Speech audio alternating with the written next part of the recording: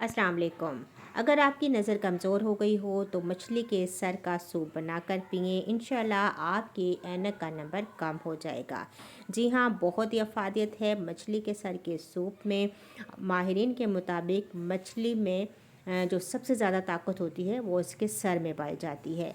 लिहाजा नज़र की कमज़ोरी पर आप मछली का सूप बनाकर पिए, बहुत फ़ायदेमंद है। इसके अलावा फालिज, लकवा, एसाबी कमज़ोरी, पट्ठों की कमज़ोरी और खिंचाव में भी जो मछली का सूप है ये बहुत फ़ायदा देता है। इसके अंदर बहुत वाफिर मिकदार में आयरन, कैल्शियम और विटामिन बी पाई जाती है। इसके अलावा मछली का सूप हाफजा को भी मजबूत करता है। तो चलिए बना लेते हैं मछली के सर का सूप। बहुत ही आसान है।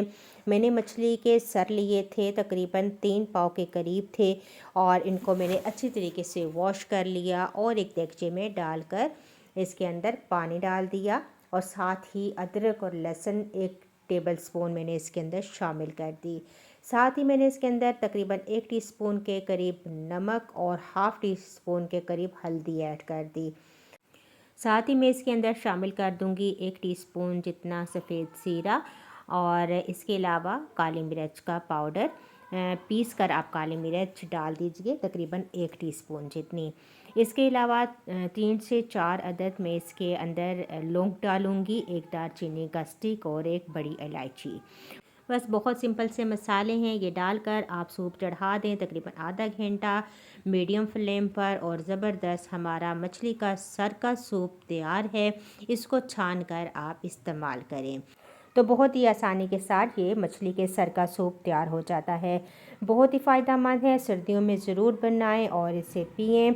सुबह नाश्ते के बाद 1 प्याली पी लें, आपके तमाम मसाइल का ये हल है।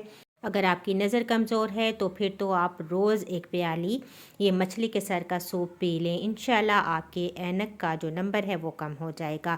क्योंकि मछली का जो सूप है ये ज़हनी तनाव को ख़त्म करता है और हाफजा को मज़बूत बनाता है। वीडियो पसंद आई तो ज़रूर लाइक कीजिएगा, मुझे अपना फीडबैक ज़रूर दीजिएगा। इंशाल्लाह एक नई वीडियो के साथ दोबारा हाजिर होंगी। अल्लाह हाफिज़।